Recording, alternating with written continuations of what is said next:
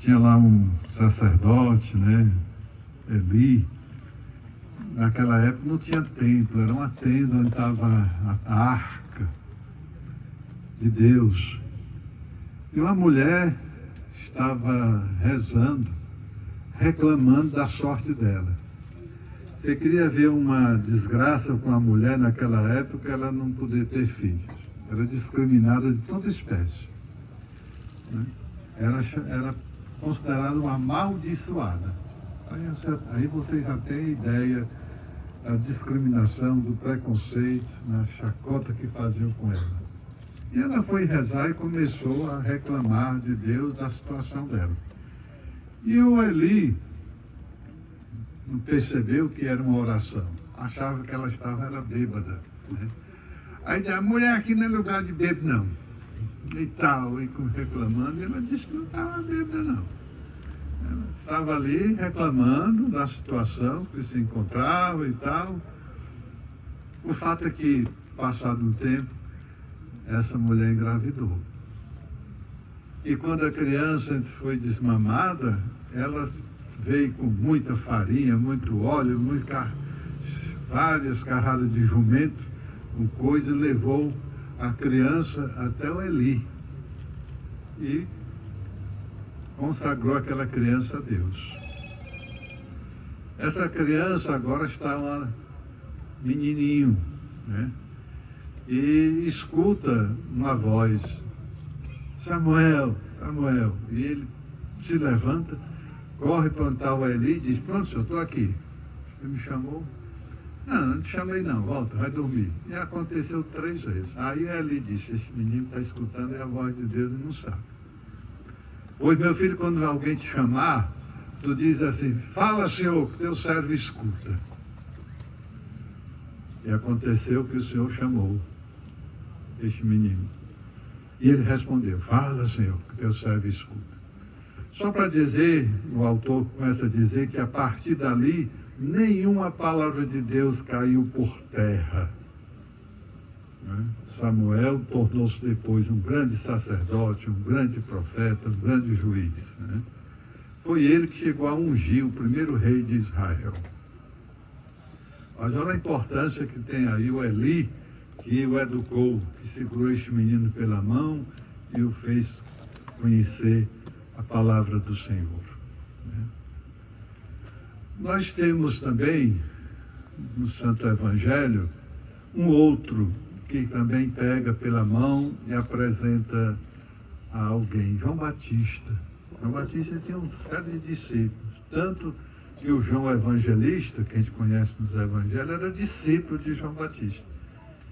E o João Batista diz, Jesus passando, diz, olha, é aquele que tira o pecado do mundo.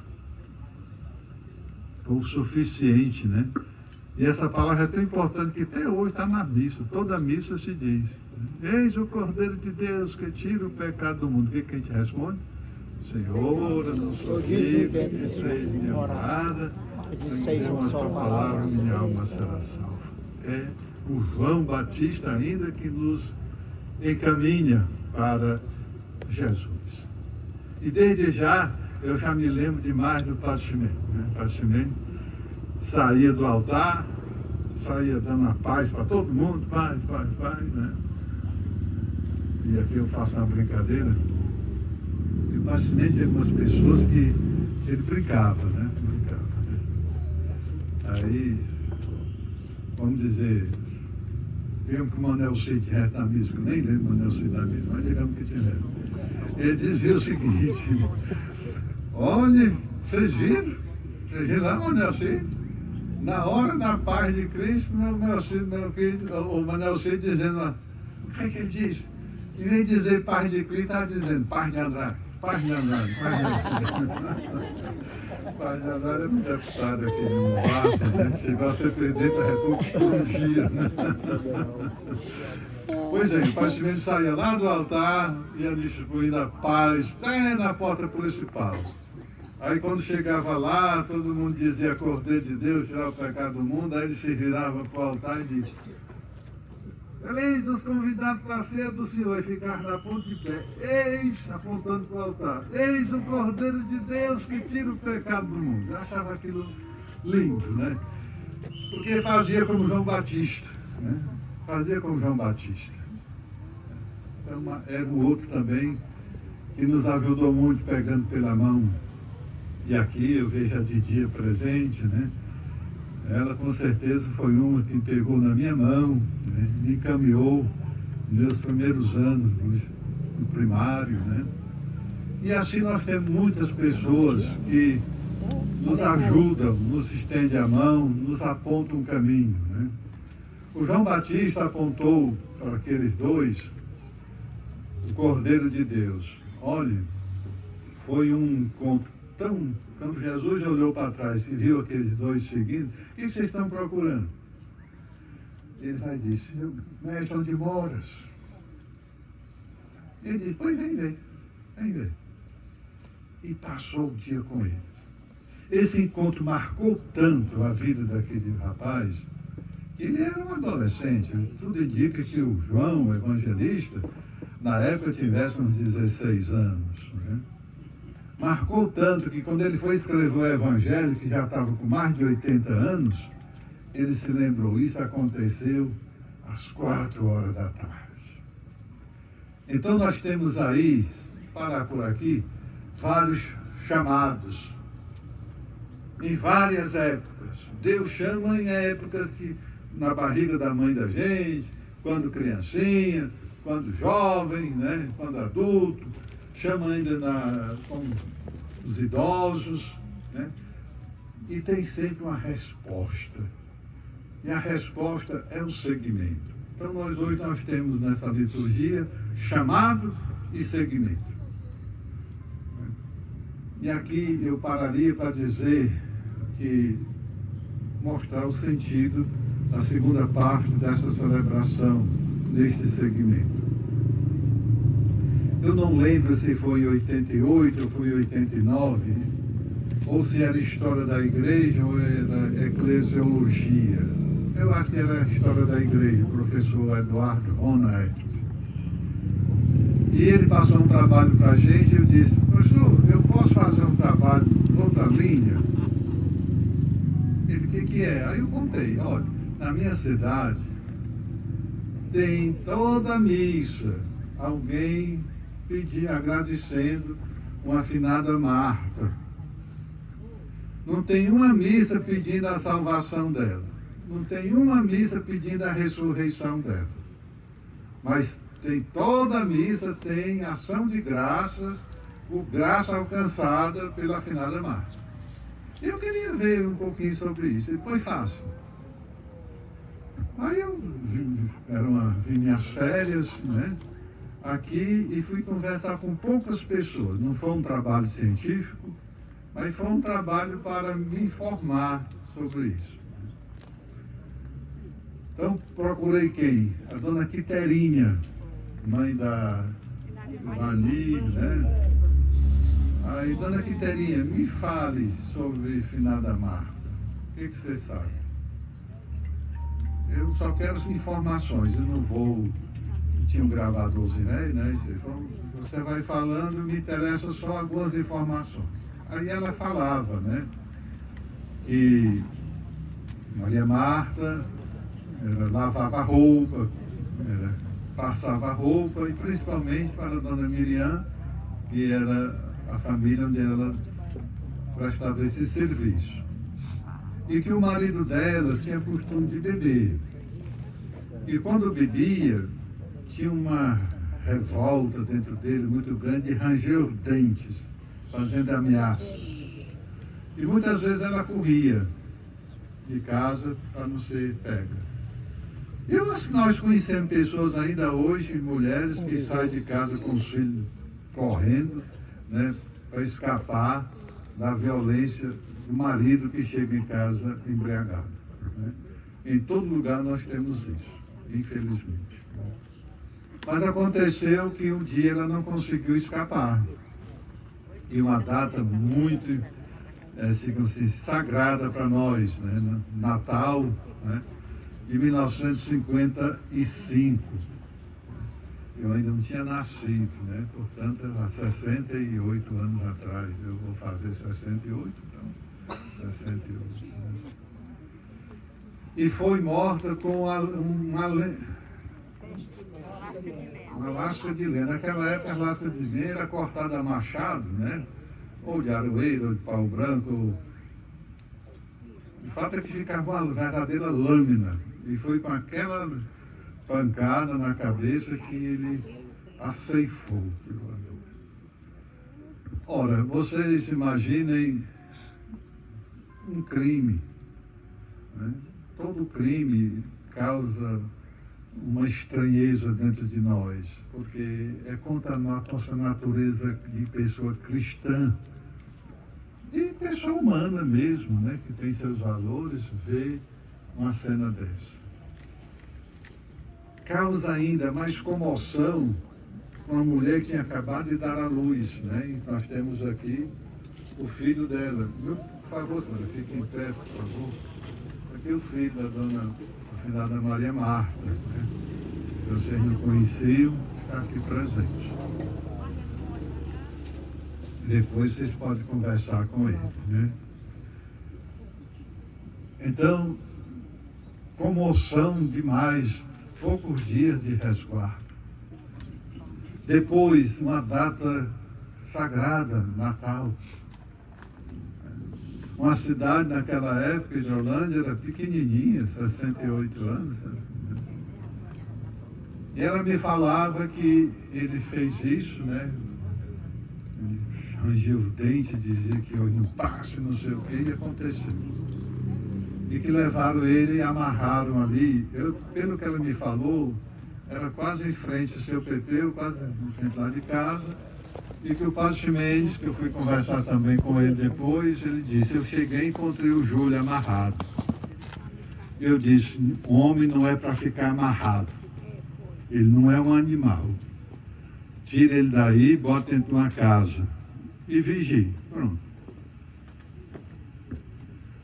Passado, levado para Santa Quitéria, lá ele foi condenado e tal. E aí, eu vi que o Júlio, em plena cadeia, se casou.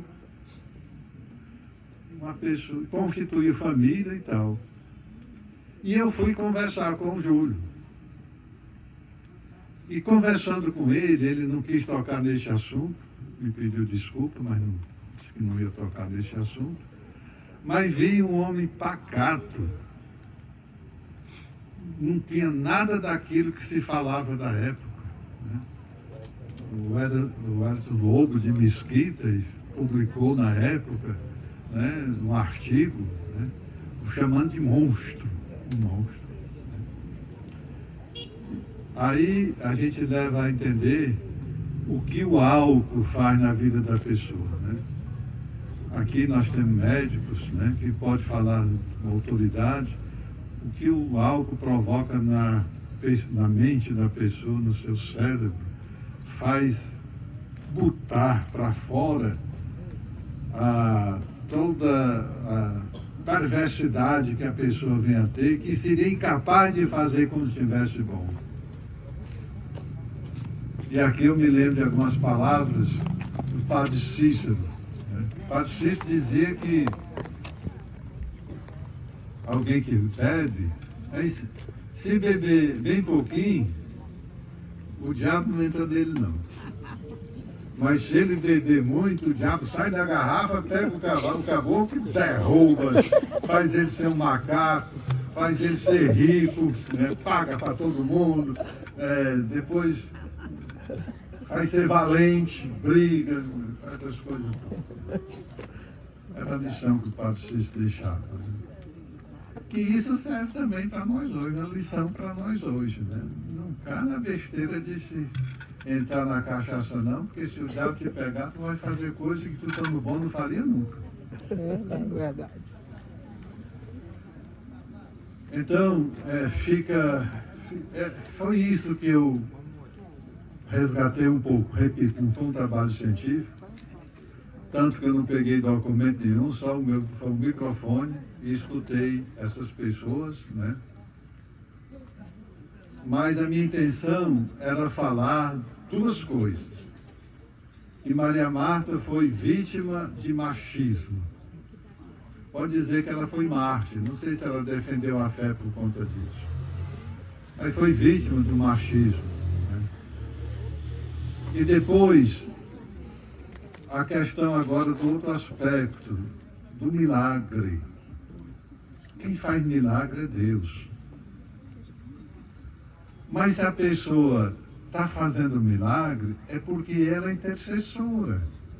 Ela pede a Deus por alguém. E Deus concede essa graça.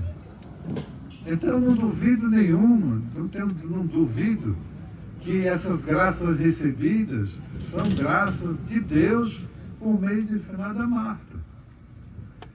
A fé da gente leva a isso. Né?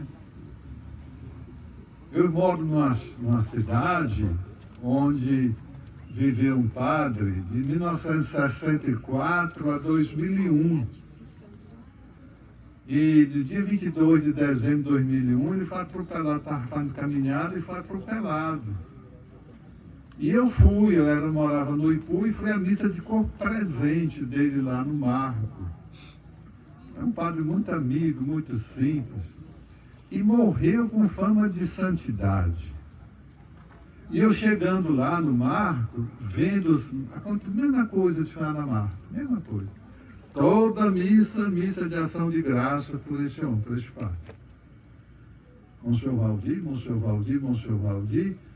Aí eu peguei umas 5, 6 pessoas, como até Dom Fernando Vasconcelos, levando um ofício, pedindo que ele pedisse a Santa Sé, lá, a causa dos santos, um nada consta, um nada obsta, pedindo que haja um processo de beatificação para este homem.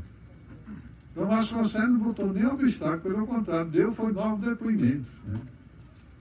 O fato é que mandamos para Roma e o postulador da causa, um senhor chamado Paolo Vilota, contou para a gente, olha, eu levei, que ele tem aqui no Brasil, digamos que ele tenha hoje 30 processos dele responsável. Eu levei para o cardeal um pacote de processos. Botei lá na mesa. Quando eu chego em casa, vi que o processo do Monsenhor Valdir estava aqui, não estava indo. Resultado, corri com o processo. Chegando lá, o cardeal, bota em cima aí. Quer dizer, em vez de ele ficar lá embaixo, foi em cima. E ficando em cima, quando foi 1 ano e pouco, saiu, sendo elevado, servo de Deus.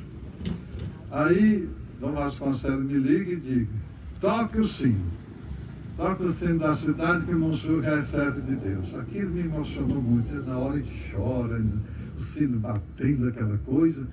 Mas é isso, é um homem, né, que viveu santamente, né, no meio de nós, conhecido, e que hoje está, né, se Deus quiser, em maio, a gente termina o nosso processo diocesano, vai para lá, e um dia, né, se tivermos a graça, né, pode ser beato de santo. Né? Porque falta de milagre não é. É só o que tem. Milagres, tudo que você possa imaginar. Né? Posso imaginar. Então, eu estou dizendo isto também, com relação à Finada Marta, porque algumas pessoas acham que a gente fazendo a igreja aqui, a gente vai acabar com a memória dela. É justamente o contrário. Eu espero que este tempo seja o começo, quem sabe, de abertura de um processo para a sua beatificação. Pode ser. Não, é desejo nosso. Se a gente vai alcançar, eu não sei. Vamos trabalhar para isso. Né? As pessoas perguntam, tu acha que tu vai conseguir ver Monsenhor Valdir ser elevado aos altares da igreja? Eu falei, não tenho essa esperança não. Mas isso não abala a minha fé, porque para o povo ele já é santo. João Paulo II levou não sei quantos anos para ser declarado santo. Por que a gente não pode esperar também alguns anos como nossos? Né? Então, para muitas pessoas, não precisa Finada Marta ser elevada à glória dos altares. Para o povo ela já é santo. É santo. Mas nós podemos fazer a nossa parte. Então eu encerraria dizendo algumas coisinhas para dizer que nós não estamos acabando com a memória dela. Pelo contrário, talvez estejamos dando um primeiro passo para um processo de sua beatificação. Segundo, os pais de finada Marta, não sei quem são, mas tudo indica que eles tinham devoção àquela família de Marta, Maria, Marta e Lázaro. Tanto que se Maria Marta tivesse um irmão gêmeo, ia ser Maria Marta e o irmão seria Lázaro. Então, Marquinhos, eu peço que nessa igreja não coloque só Marta, mas coloque a família. Maria, Marta e Lázaro. Os três. Isso não vai prejudicar a causa da finada Marta. Pelo contrário, a gente pode chamá-la de finada Marta, como podemos chamá-la de Maria Marta. E a igreja tendo como oráculo, né, os três irmãos, grandes amigos de Jesus.